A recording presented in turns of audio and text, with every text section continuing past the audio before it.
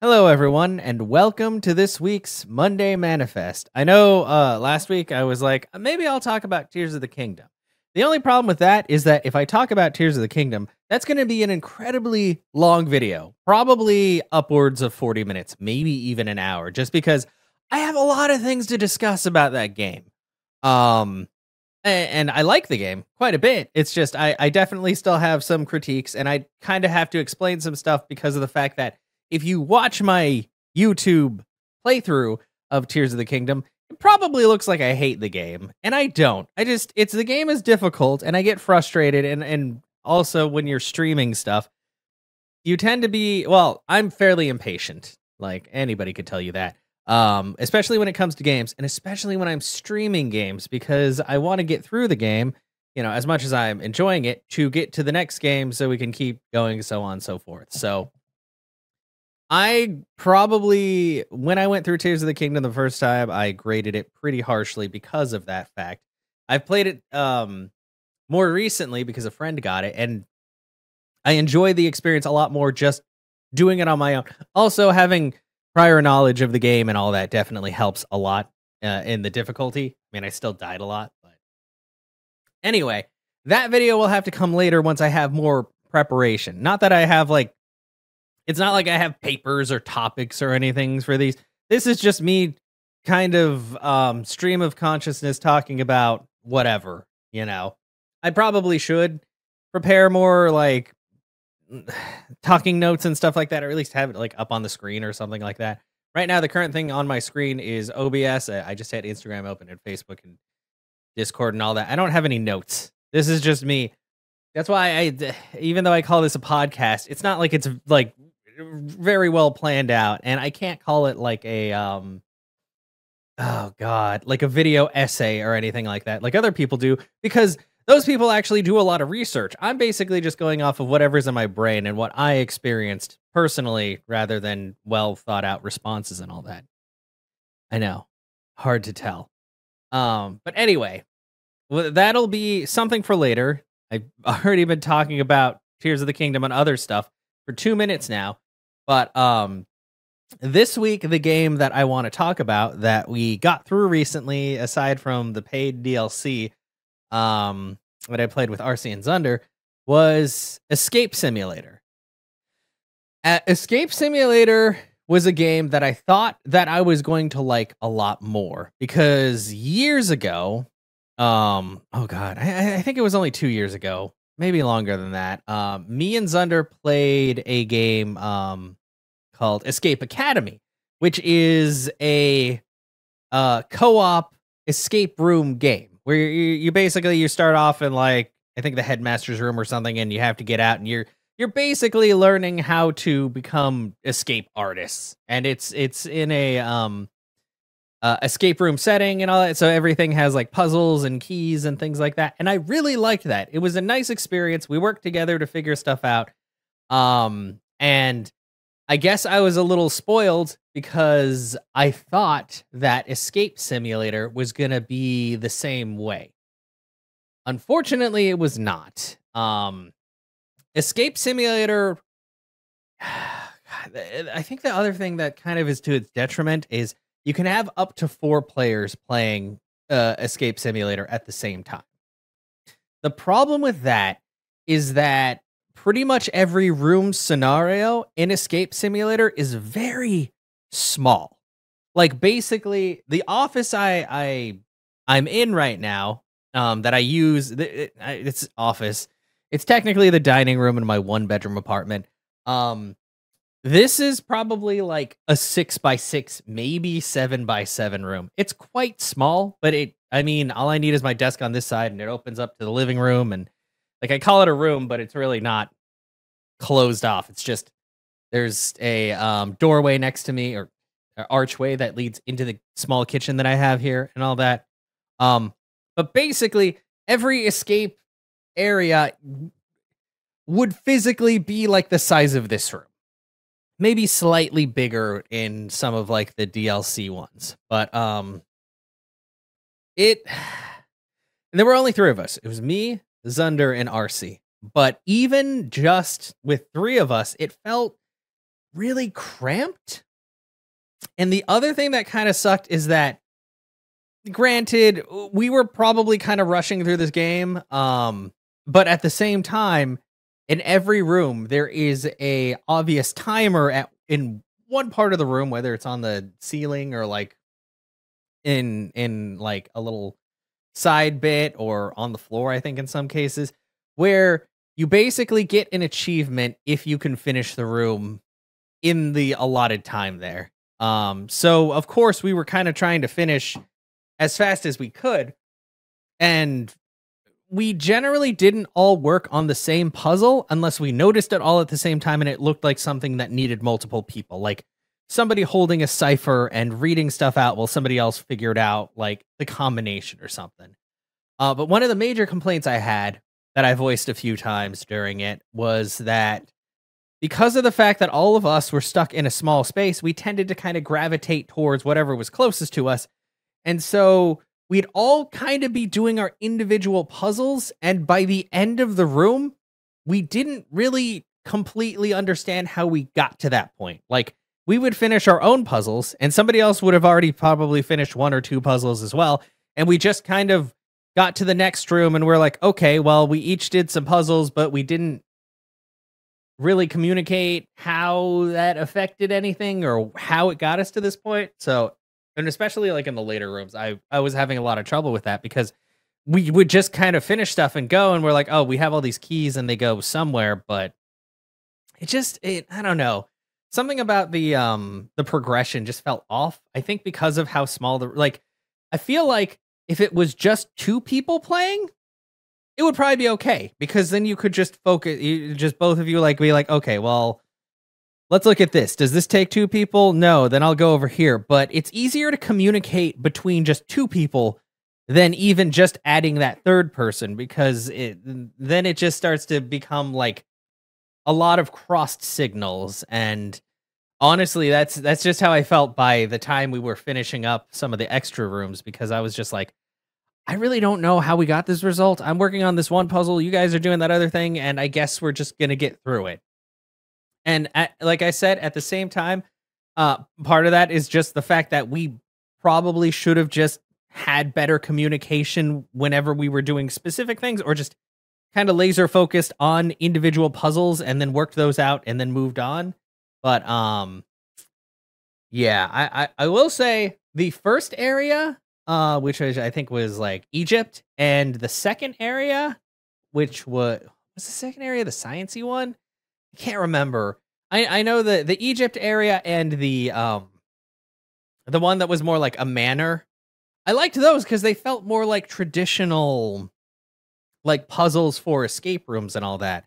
I hated the science one because it made me read the periodic table and do all this other stuff. And I'm like, man, I'm not here to like give me like a cipher or something else. Like some of the puzzles, they ranged from being like something a kindergartner could do to something that like my brain could not comprehend. Like if you watch the video, there's actually some large segments that I cut out because it was literally 10 minutes of me racking my brain and being like, I do not understand how we're supposed to do this. Like, and the hint system in that game fucking sucks. Like, the hints that the hint system put out were generally just very obvious. They were like, you'd press the hint button and it's like, hey, go look at this. And we're like, we're working on this. We don't know the answer. That's why we hit the hit. And you had to hit the hint button like 4 to 5 times to actually get like an answer. And I get that they don't want to just like give it to you right away, but it's also, it feels a little annoying and demeaning when you hit the button and it's like, oh, why don't you look at this wall? And we're like, we see the wall. There's a puzzle here. We kind of know what we're doing, but we need like definitive answers. And yeah, there was one puzzle in particular later on where there was a skull. And you know what? I just realized I was like, you can check out the video. I don't think those videos aren't up yet. I should probably start putting them up. So maybe they'll start to go up next week and go into our rotation because Control Luigi's Mansion and the other thing are done. What was the third one? Um,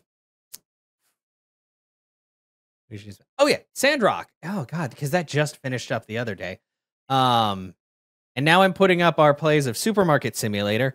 I've started going through Sherlock Holmes Crimes and Punishment, so that's gonna start going up.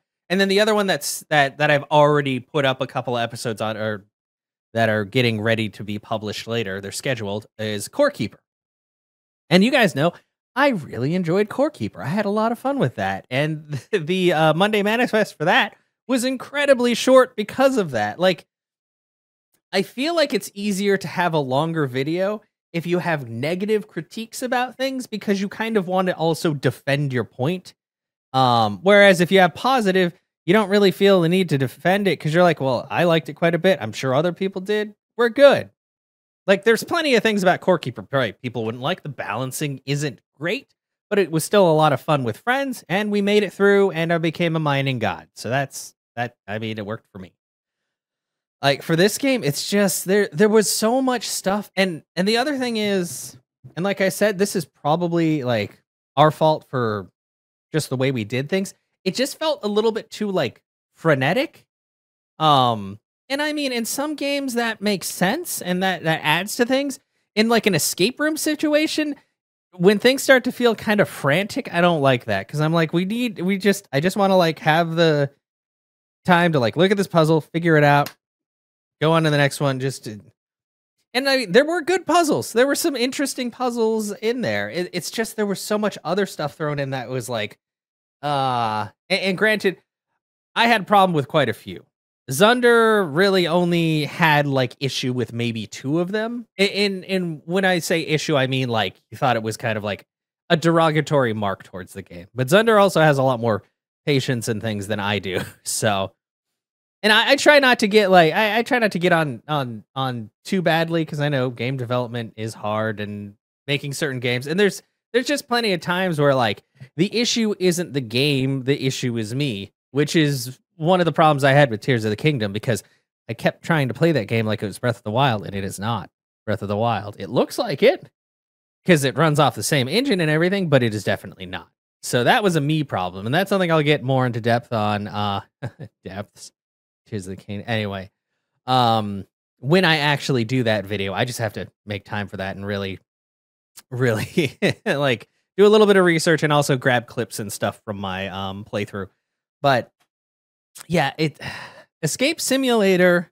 Oh, one of the other things, Escape Simulator is just really badly optimized. I don't know what it is, but there were plenty of times where I was playing this game, and this game is made with like Unity, basically. You know, it shouldn't be a very demanding game, but there was plenty of times where it was making my computer like chug and was messing up the encoding on OBS, and I'm like, but why? There's not a whole lot to this game. Like, it's not made to be like ultra realistic or anything like that. Like, it's made so, and it's made in a very specific, like, stylized way. And I tried playing it in VR. You can play it in VR. It drained my headset in less than an hour. Like 100% drained, from like 95% battery to 0 in like an hour. And I was like, how the hell does it do that? And then the other day I did House Flipper VR, which I'd say is in the same amount of like graphical, like the same about graphics level, maybe a little bit higher, depending on how you look at it. I played that for an hour and a half, and my headset was at like 80%. So I don't know what the hell was going on with that, why it was such a huge drain, or why it was like drawing so much, or so many resources from my computer. But that was also a point that kind of annoyed me, because I'm like, this game doesn't look like it should be using this much, but it does for some reason. Yeah, like, and it's definitely a game. If I was not playing it with RC and Zunder, I probably would not have finished all of the content on it. So would I play it again? Probably not. And in like an escape room type game, there's really no reason to play it again, because I don't like, I saw some reviews on there where people had played the game for like 200 hours, and I was like, there's like maybe 12 hours of content on this game. How do you do that? But some people are built different. And like I said, at the end of the day, the game just really wasn't for me the way they made it and everything. Like, I'm sure there are people who fucking love it who will see this video and be like, you're fucking dumb. This game is the best thing ever. But personally, for me, I was not a fan. I mean, there was good to it, but not enough good to make me want to play it again or like get the DLC and try that, like the paid DLC and all that. So at the end of the day, Escape Simulator, it was interesting. I feel like if you play it, don't play it with more than 2 people unless you guys are just very clear about communication and all that, and make sure like to tell each other when you finish puzzles and how things fit together. Otherwise, it'll be a confusing mess. Make sure you turn off the in-game voice, because I don't understand why games have that anymore when we have Discord and all that. But I guess some people don't use that. Yeah, at the end of the day, it just wasn't for me. The experience was it was very up and down, but more down, honestly. And I really feel like if there had been more like traditional type rooms, instead of it kind of like jumping all over the place with the themes, then I don't know, might have liked it more. Also, it sucks because we were doing some of the holiday DLC, and some of it just had so much like basically garbage just around the room that looked like it might be useful, but it turned out it was literally just there for flavor or to be in the way. And that I wasn't a fan of, especially the Christmas one where it was telling us the recipes for toys and for parts. And we're like, oh, maybe we need to grab stuff. Like it was like, we need 3 wood, and there were wood shavings all over the place. We're like, maybe we put the wood in this little crafty chamber and press the buttons, and then it crafts it into something. You just put in the number and it just made the thing. So it's like all of that extra information was completely pointless. It was just like flavor text. But when you're playing a game like that, every bit of information seems like it should be important. So when it's not important, you're just like, oh, so you guys just, I don't know why you did this, but this is annoying. And yeah, like I said, that's just my personal opinion. Not my favorite game. I'm sure it was entertaining for other people to watch us, especially when we were struggling in the science area and with other puzzles where we were like, who the fuck could ever figure this out? And then it turned out it was actually pretty easy, but you had to think kind of weird about it. Anyway, once again, thank you all for being here for the Monday Manifest. Until next week, I don't know what I'm going to talk about. I probably shouldn't be like, oh, it's going to be this, because there's a good possibility that it won't be. It really depends on how I'm feeling. And like I said, like right now it is currently, it's currently like 8:00 Sunday night. And I'm like, I gotta record this video and get it out for there was no way I was going to talk about Tears of the Kingdom right now. Like it's too late. I'm not feeling the energy to search through things and all that and make, I plan on putting a short death reel in there. To emphasize one point, and yeah, we'll worry about that at a later time. But definitely, the Monday Manifest is here to stay. I just have to make sure to keep on top of it and make sure I record videos. If anything, I might start recording them in batches as well, but I have to like rack my brain. There's plenty of games I've finished over the years. I just like to talk about them when they're fresh in my mind, so I'm not just spouting absolute bullshit. But you know, sometimes people like that, I guess. I don't know. I like to tell the truth usually when I can and not just make stuff up. But anyway, once again, like I said, thank you all for checking this out and hanging out. I will see you next Monday. Make sure if you like what you see here, hit that subscribe button. Trying to get up to 500 to get to monetization and then see where we go from there. I probably should set goals or something for that, but I don't know. Like I make a lot of stuff. I don't know exactly what people would want to see on YouTube particularly, but there's also lots of gameplay videos and other things. And eventually I might do more book reading things. I just have to be careful because, you know, copyright and all that. but we'll figure it out. Anyway, you guys enjoy the rest of your week. Thank you so much for being here. I will see you all later. Have a fantastic rest of your day /evening/morning, depending on when you see this. Later.